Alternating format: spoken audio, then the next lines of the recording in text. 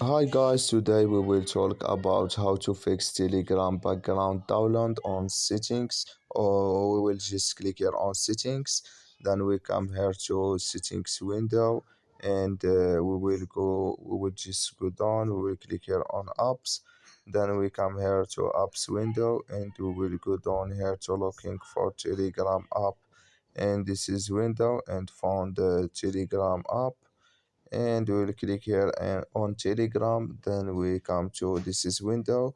We will click here on for stop. Then we will click here on OK, and we will click here on storage. Then we come here to storage window.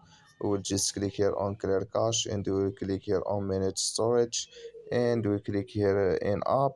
Then you just click here on clear local, and it's going to you're going to turn off your phone and turn on it, and it's going to work with you.